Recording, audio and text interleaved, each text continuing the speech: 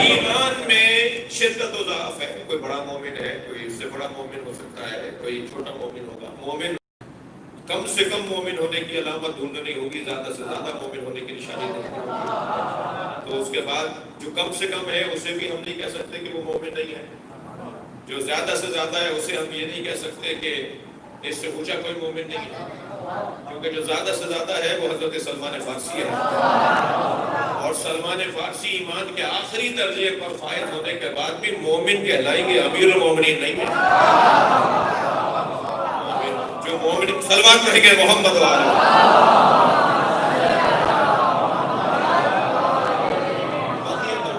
خیر لکم ان کنتم مومنین، اللہ کا بقیہ تمہارے لیے خیر ہے. شرط یہ ہے کہ وما علیکم بحفیظ وما علیکم وما انا علیکم بحفیظ، اور یہ جان لو میں تمہارا کوئی ذمہ دار نہیں ہوں. کون کہہ رہا ہے؟ حفیظ مطلق، جس کے علاوہ کوئی حفیظ ہی نہیں ہے. وہ اللہ کہہ رہا ہے میں تمہارا حفیظ نہیں ہوں. وہ اللہ کہہ رہا ہے میں تمہارا محافظ اور ذمہ دار نہیں ہوں. کیوں اللہ اپنی ذمہ داری سے ہاتھ اٹھا رہا ہے؟ معاذ اللہ، اللہ ذمہ داری سے ہاتھ نہیں اٹھا رہا، ذمہ دار کا تعارف کروا رہا ہے. اللہ نظام عطا کر رہا ہے. خبردار میرے نظام کو اگر توڑ کر آؤ گے تو میں تمہیں اپنی سرپرستی میں بھی نہیں لوں گا. جب تم میرے نظام کو توڑو گے تو میری سرپرستی میں نہیں رہو گے، شیطان کی سرپرستی میں چلے جاؤ گے. میرا نظام یہ ہے کہ جو بقیت اللہ ہے اس کے زیر اثر آ جاؤ. میرا نظام، توجہ چاہوں گا، میرا نظام یہ ہے کہ میرے بقیے کے زیر سرپرست آ جاؤ، ورنہ میں بھی تمہارا محافظ نہیں ہوں، میں تمہاری مدد کرنے والا نہیں ہوں، میں تمہارے کام آنے والا نہیں ہوں. توجہ چاہوں گا. یہ ایک ظاہری اس کا ترجمہ جو میں نے آپ کے سامنے بیان کیا. آج کی اس باقاعدہ اپنے مضمون کے مطابق مجلس میں سوال یہ ہے، کیونکہ میں جہاں مجلس پڑھ رہا ہوں وہاں موجود خانوادوں کے جو شعور کی بلندی ہے اور فہم اور فراست کی جو کیفیت ہے، اور یہاں کے جوانوں کے ذہنوں میں جو سوالات کی ایک الغار ہے اور الجھنوں کی بھرمار ہے، اسے ملحوظ رکھتے ہوئے مجھے اپنے مضمون کو ترتیب دینا ہے. اور خطیب تو میں دعویٰ، مجھے مجلس تو پڑھنی آتی نہیں ہے، مگر اتنا ضرور جانتا ہوں کہ مخاطب کو دیکھ کر مخاطب کو بات کرنا چاہیے.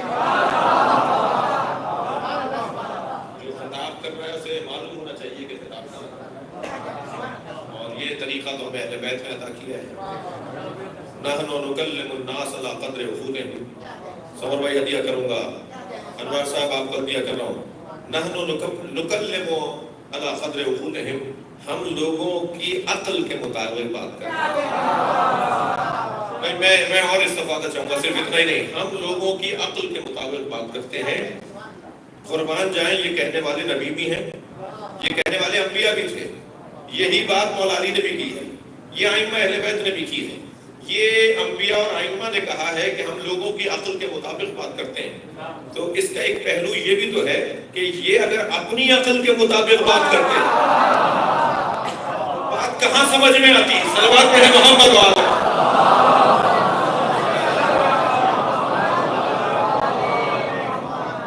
اچھا یہ اپنی عقل کے مطابق ہم سے بات نہیں کرتے. ان کی عقل کس درجے پر ہے؟ جو اگر اپنی عقل، ابھی ہم اول تو بہت فقدان ہو گیا ہے سنگین اور وزین گفتگو کرنے والے خطبہ کا، جو وزنی گفتگو کریں، جو گہری باتیں کریں، جو فکری گفتگو کریں، ان کا فقدان ہے. جی قحط ہے، فقدان ہے. اور جو ماضی میں ہم بزرگوں کو سنتے تھے اور ایسے ایسے نام جو ماضی میں گزرے، تو ان کی گفتگو کی سنگینی سامع کو سنگین، مجمع کو سنگین بناتی تھی. لہذا ہمارے ہاں بزرگوں کی نسبت آج کے دور میں تنزلی ہے. یعنی ماضی میں جو معیار فہم تھا ہماری قوم کا، وہ معیار فہم بلند نہیں ہوا ہے، گرا ہے، نیچے آیا ہے. اب یہ مجھ جیسے لوگوں کی ذمہ داری بنتی ہے کہ ہم کوشش تو کریں، کچھ تو کریں. کچھ خطرے، کچھ واپسی کی طرف سفر شروع ہو، کچھ بہتری کا سفر شروع ہو، لوگوں سے عقل کے مطابق بات کرنے کا معصوم فرما رہے ہیں. ہم لوگوں عقل کے مطابق بات کرتے ہیں، وہ اپنی عقل کے مطابق ہم سے بات نہیں کرتے. ہم کیسے جانیں کہ ان کی عقل کا معیار کیا ہے؟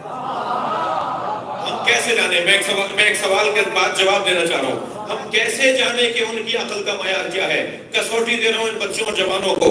جب یہ خانوادہ اللہ سے بات کرتا ہے تو اپنی عقل کے بعد صلوات پڑھیں گے محمد و آل محمد.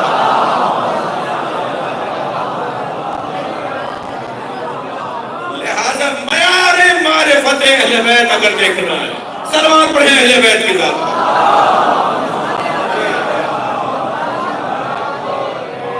معیار فہم اور معیار معرفت اہل بیت کو اگر درک کرنا ہے تو مناجات پڑھیں، اہل بیت کی دعاؤں کو پڑھیں. صحیفہ سجادیہ دیکھیں، صحیفہ علویہ دیکھیں، حسین ابن علی کی دعائے عرفہ دیکھیں، امام سجاد کی دعائے عرفہ دیکھیں، سیدہ کی مناجات کو دیکھیں. تب اندازہ ہوگا کہ معیار معرفت اہل بیت کیا ہے. اور ہمیں اندازہ کیسے ہوگا؟ اس لیے کہ ہم ان الفاظ کو ہی ابھی نہیں درک کر پائے جو ائمہ اہل بیت نے اپنی مناجات میں. مگر کم سے کم وہ پڑھ کر ہمیں اندازہ ہوتا ہے کہ یہ معرفت کمال کی معرفت. میں اللہ کو سورج کی گردش سے سمجھتا ہوں کہ کوئی ہے جو اسے چلا رہا ہے. جی توجہ چاہوں گا. جو اس نظام شمسی کو چلا رہا ہے، جو نظم کائنات کو لے کے چل رہا ہے. کوئی ناظم ہے جس کی وجہ سے نظم ہے. بھائی بقیت اللہ امام بارگاہ کی لائٹیں سب چل رہی ہیں، پنکھے سب صحیح ہیں، یہ ٹھنڈی مشینیں جو ٹھنڈے ہوا پھینک رہی ہیں یہ سب صحیح چل رہی ہیں.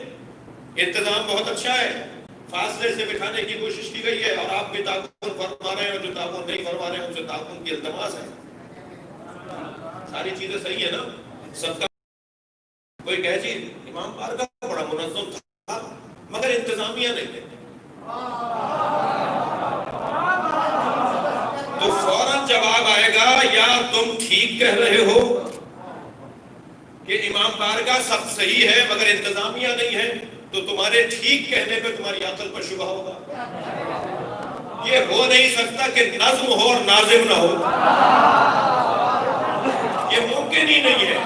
یہ امام بارگاہ، مجھے معاف کیجئے گا، اتنا سے مراد یہ ہے کہ ایک امام بارگاہ، یہ امام بارگاہ، یہ امام بارگاہ بغیر ناظم کے نہیں چل سکتا، تو یہ ساری کائنات بغیر ناظم کے کیسے چلے؟ صلوات پڑھنا محمد و آل محمد.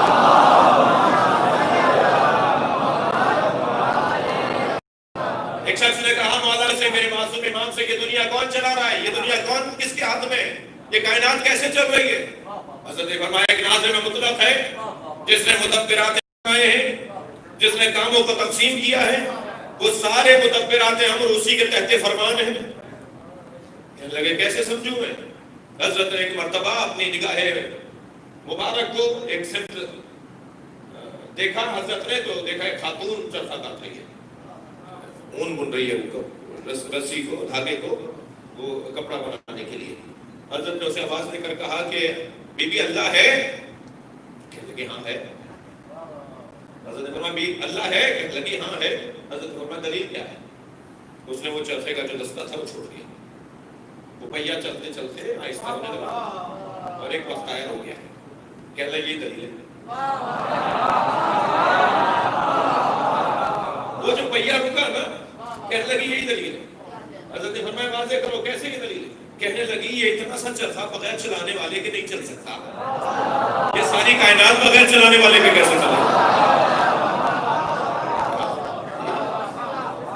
کوئی ناظم ضرور ہے جو پوری کا. ہم تو اللہ کو سمجھتے ہیں سورج کی گردش سے، نظام شمسی کی گردش سے، ایام کے اور موسموں کے آنے سے، پھول پودوں کے اور انسان کی خلقت اور جانوروں کی خلقتوں سے ہم سمجھتے ہیں.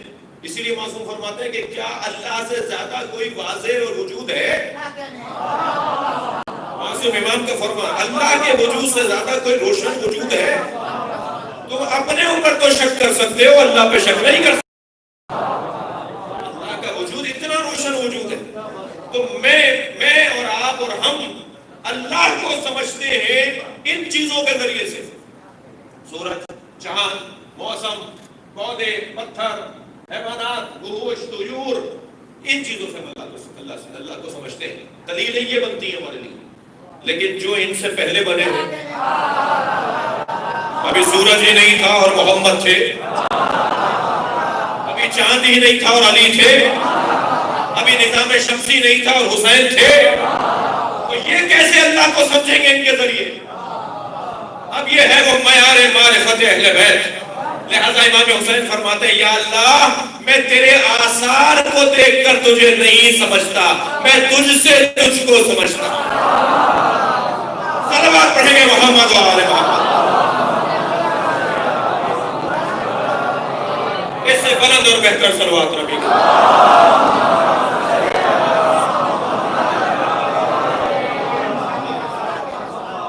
لہذا معرفت اہل بیت ہماری عقلوں کے مطابق بات کرتا ہے.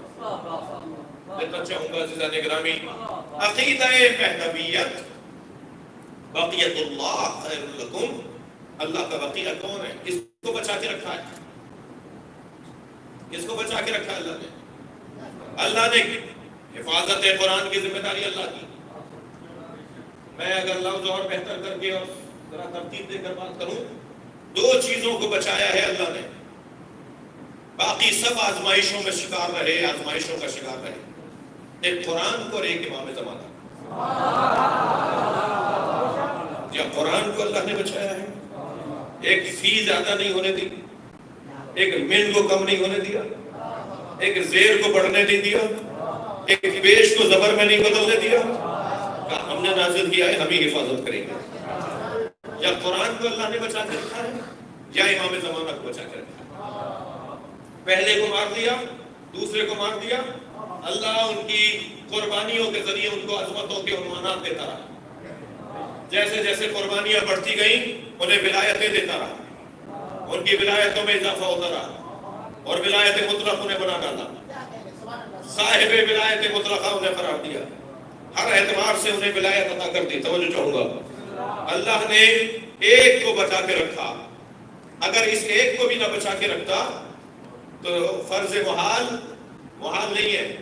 ہم محال کو فرض کر رہے ہیں کہ اگر اللہ نے اس ایک کو بھی نہ بچایا ہوتا تو معاذ اللہ نظام الہی ناکام ہوتا اور شیطانی نظام کامیاب ہو جاتا. تو اللہ کو ایک کو بچا کے رکھنا ہے تاکہ قدرت الہیہ کا جلوہ نظر آئے کہ کوئی ہے جو بچا سکتا ہے. وہ پہلے والوں کو بھی بچا سکتا ہے، مگر اس نے انہیں آزمائشوں میں مبتلا رکھا تاکہ اس ایک کی قدر تمہیں معلوم ہو. بڑی عنایت آپ کی توجہ آپ کے. اس ایک کی قدر تمہیں معلوم ہو سکے کہ یہ کون ہے جسے میں بچا کے رکھ رہا ہوں. ایک اور پہلو آپ کی خدمت میں عرض کروں. دیکھیے، اگر آپ کے چوراہے پر لگا ہوا بلب علاقے کے بد تہذیب بچے پھوڑ دیں، پتھر مار مار کر کسی بچے کا پتھر اصابت کر جائے اور وہ بلب فیوز ہو جائے، پھوٹ جائے، فیوز تو نہیں ہو، ٹوٹ جائے اور بند ہو جائے، تو اس چوک کے اوپر اندھیرا ہو جائے گا. اور اندھیرا ایک بلب کے ٹوٹنے سے ہوگا، مگر نقصانات پے در پے ہوں گے.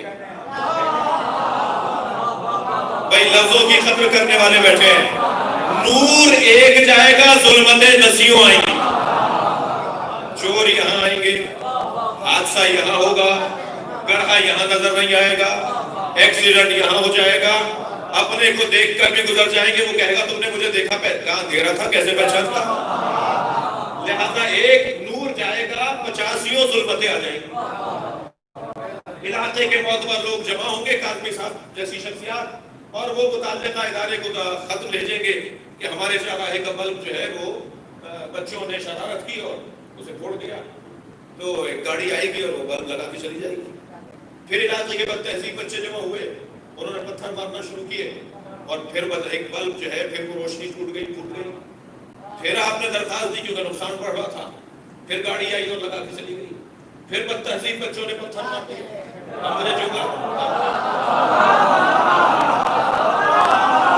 اب اس سے زیادہ مہذب میں تبرہ نہیں کر سکتا.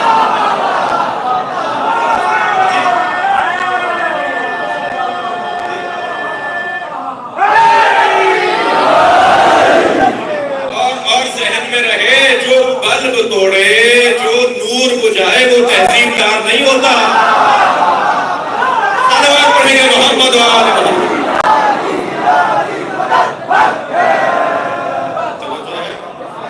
میرا سوال یہ ہے کہ کتنی مرتبہ آپ درخواست دیں گے اور کتنی مرتبہ وہ ادارہ آ کے بلب لگائے گا.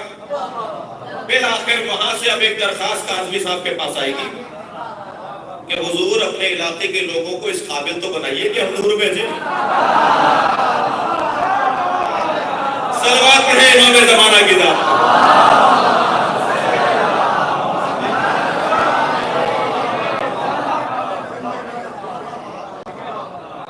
اور جب لوگ آمادہ ہو جائیں گے کہ نہیں بہت ہو گیا, محسوس کریں گے میرے احساسات. جب سارا معاشرہ آمادہ ہو جائے گا کہ بہت ہو گیا, اب اس نور کو نہ بجھانا, اس لیے کہ نور دینے والا کہتا ہے کہ میں نور کی حفاظت کے ساتھ بھیج رہا ہوں. اب نور بجھانے والا اپنی منہ کی کھائے گا. میں اردو میں مجلس پڑھ رہا ہوں, محاورہ بولا ہے میں نے. اب نور بجھانے والا اپنی منہ کی کھائے گا, اس لیے کہ اس نور کے بارے میں اللہ نے کہا ہے کہ واللہ متم نورہ, اللہ اس نور کی حفاظت کرے گا چاہے تم کافر ہو جاؤ. صلوات پڑھے محمد و آل محمد.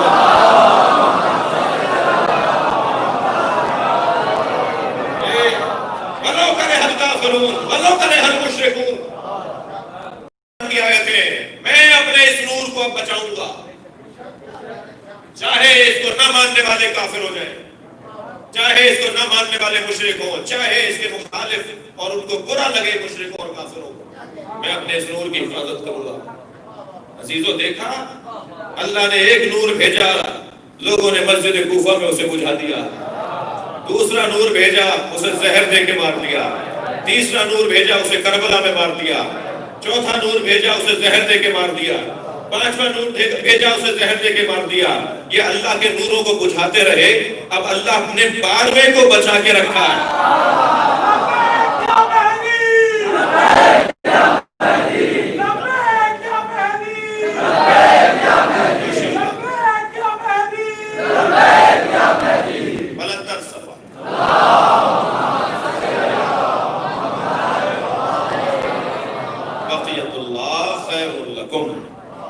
تمہارے لیے یہی بہتر ہے 12ویں کا نور نہ بجھانا, اور تمہارے دم ہوتا, تمہارے اندر طاقت توانائی بھی نہیں ہے کہ تم اس نور کو بجھا سکو. اس کی ذمہ داری میں نے لی ہے.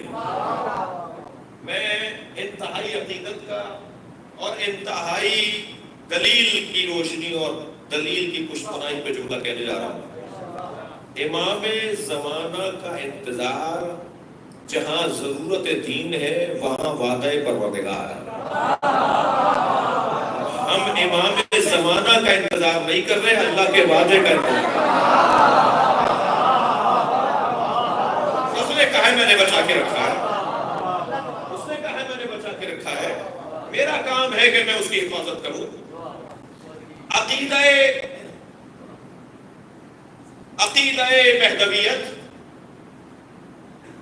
دو خیالوں کا شکار ہوا ہے. ایک خیال حق ہے, ایک خیال باطل ہے. ایک خیال جو عقیدہ مہدویت کو زد پہنچانے اور نقصان پہنچانے کے لیے ہے, وہ خیال یہ ہے کہ عقیدہ مہدویت مایوسی کا نتیجہ ہے. یہ باطل خیال. عقیدہ مہدویت یہ جب کسی اور کو ٹی وی پر بیٹھ کر بات کرنے کی اجازت ہے, جب کسی اور کو رسانوں پر بیٹھ کر بات کرنے کی اجازت ہے, تو مجھے بھی انتہائی مہذب اور دلائل کی روشنی میں انتہائی مدلل انداز سے بات کرنے کا بدرجہ اولیٰ حق ہے. تو عقیدہ مہدویت کے بارے میں یہ کہنا کہ عقیدہ مہدویت مایوسی کا نتیجہ ہے, اسے علامہ عبد الرحمن کاندھلوی, جناب محترم غامدی صاحب جنہیں اکثر آپ سنتے ہیں, جناب وحید الدین خان, ان لوگوں نے اور عبید اللہ سندھی، ڈاکٹر طاہا حسین، ان لوگوں نے اس عقیدے کو اس انداز سے پیش کیا ہے کہ گویا یہ ان کا خیال، میں ان کے چاہنے والوں کو بتا رہا ہوں کہ یہ ان کا خیال نہیں ہے، بلکہ یہ خیال ابن خلدون کا ہے۔ 808 ہجری کے متوفہ ہیں ابن خلدون۔ یہ تو اب کے لوگ ہیں نا، یہ جو بات والے میرے نام نہیں ہے، یہ سارے تو ہمارے دور کے لوگ ہیں، بعض زندہ ہیں، بعض کی حیرت ہو گئی، یہ پچھلے سال۔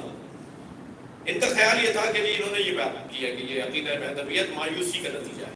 جب قوم مایوس ہونے لگتی ہے تو کچھ ملا مولوی باہر آتے ہیں، کچھ دینی لوگ باہر آتے ہیں اور وہ کہتے ہیں کہ جی مہدویت کو یاد کرو اور امام کو یاد کرو تاکہ لوگ مایوسی سے نکلیں، ورنہ کوئی عقیدہ نہیں ہے، کوئی نظریہ نہیں ہے۔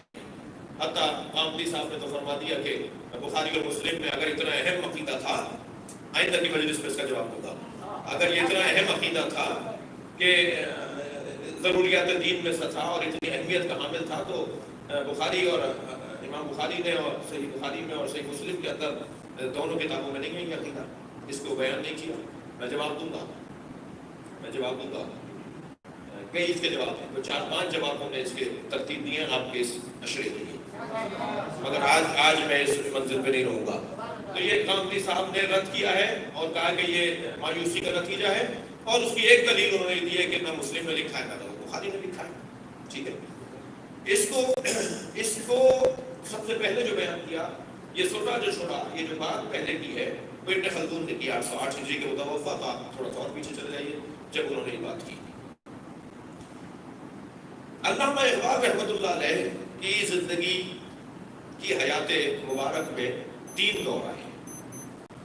ایک دور وہ دور تھا کہ جب انہوں نے حتیٰ غلام احمد قادیانی سے بھی متاثر ہو کیا، انتہائی ایک ایسی حساس بحث ہے جس کی طرف میں آپ کی توجہ چاہتا ہوں۔ ایک دور ان کا وہ تھا کہ جو وہ مغرب گئے اور مغربی ممالک سے متاثر ہوئے، اور اس دور کے ان کے باتیں کچھ اور ہیں، اور ایک جو ان کا حسین دور ہے، جو اصلی دور ہے، جو آخری دور ہے، اور ہمیشہ آخری فتویٰ ہی معتبر ہوتا ہے۔ علامہ اقبال کی مغفرت کے لیے صلوات پڑھیں۔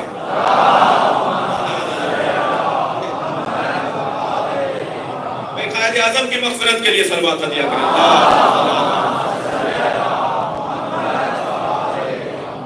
وہ جو آخری دور ہے علامہ کا، اس میں علامہ کا نظریہ عقیدہ مہدویت کے حوالے سے کچھ اور ہے۔ وہ جو پہلا دور ہے، وہ جو درمیانہ دور ہے، اس میں کچھ باتیں ایسی ہوئی ہیں، کچھ حدود میں علامہ نے عقیدہ مہدویت کی مخالفت کی ہے، اور کچھ اشعار میں علامہ نے عقیدہ مہدویت کا تو رد کیا ہے۔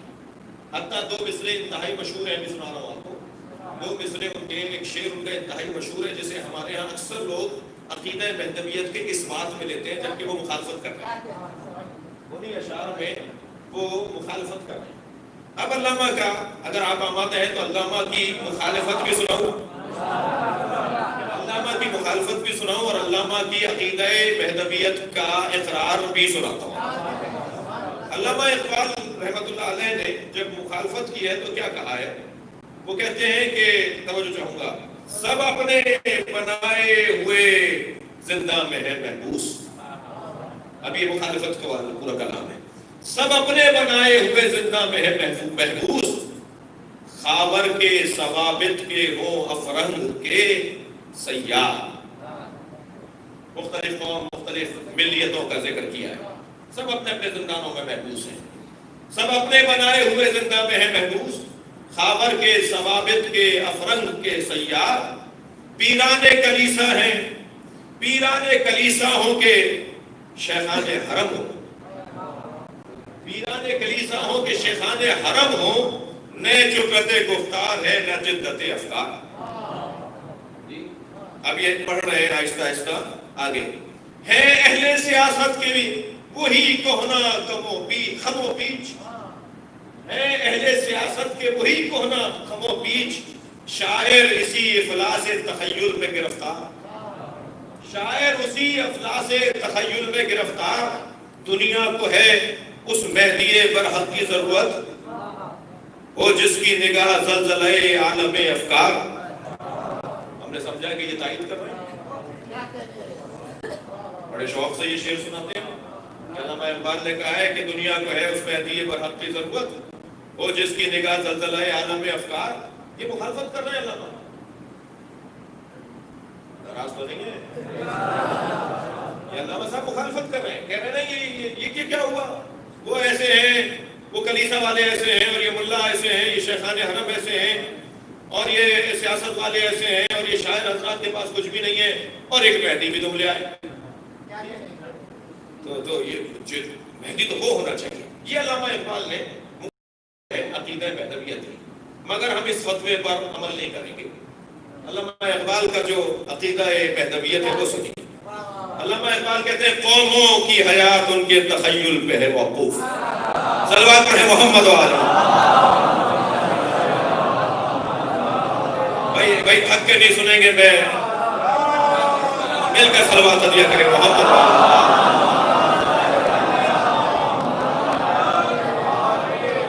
مجھے حوصلہ مل رہا ہے آپ محترم سننے والوں کی سماعت کو دیکھ کر. قوموں کی حیات ان کے تخیل پہ ہے موقوف، یہ ذوق سکھاتا ہے ادب مرغ چمن کو.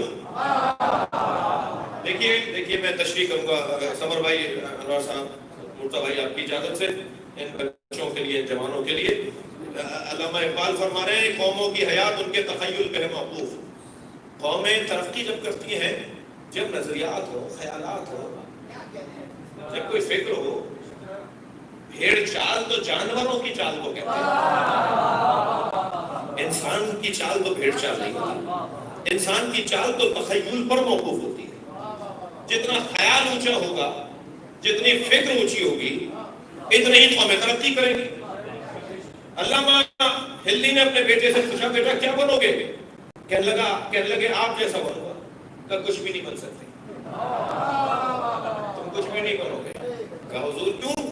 کہ میں نے سوچا تھا سلمان اور ابو ذر بنوں گا تو ہلی بنوں گا. صلوات پڑھیں ذرا محمد والا. چھوٹی سوچ والا، کوتاہ فکر والا کبھی بھی بڑے کام نہیں کر سکتا. اور عزیزو جان لیجئے، میں اولاد کی تربیت کے باپ میں والدین سے کہہ رہا ہوں، اپنے بچوں کو گھٹن کا شکار نہ کیجئے. پیغام دے رہا ہوں، جب مائیں حاملہ ہو جائیں زیادہ سے زیادہ انہیں میتھ پڑھوائیے، زیادہ سے زیادہ انہیں ریاضی پڑھوائیے، زیادہ سے زیادہ انہیں ہندسہ پڑھوائیے، جیومیٹری پڑھوائیے. مائیں جب حاملہ ہو جائیں ان کے لیے ٹیوٹر رکھیے، ان کے لیے معلم رکھیے جو انہیں آ کر ریاضی پڑھائے. جتنا دماغ ان کا چلے گا بچہ اتنا ذہین بنے گا. یہاں تو ماؤں کو ساس اماں کھانے نہیں دیتی. آرزو تو ہے میرے پوتا آ جائے، شوق تو ہے کہ میرے بچے کو اولاد ہو جائے، لیکن جب بہو امید سے ہوتی ہے تو کہتی کھاتی بہت ہے، سوتی رہتی ہے، یہ اٹھتی 11 بجے ہے. خدا کے واسطے رویے بدلیے. عورتیں سن رہی ہیں یا نہیں کئی بجے سے؟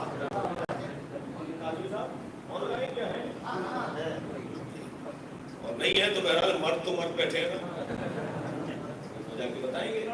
کل بات پڑھ لیں ذرا.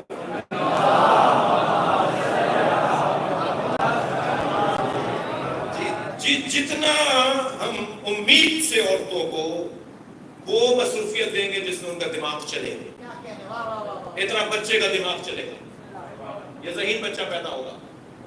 جی توجہ چاہوں گا، ایک پیغام تھا شاید کسی قابل ہو. اور جتنی غذائیت اس کی بھرپور ہوگی اتنی اس کی صحت اچھی ہوگی.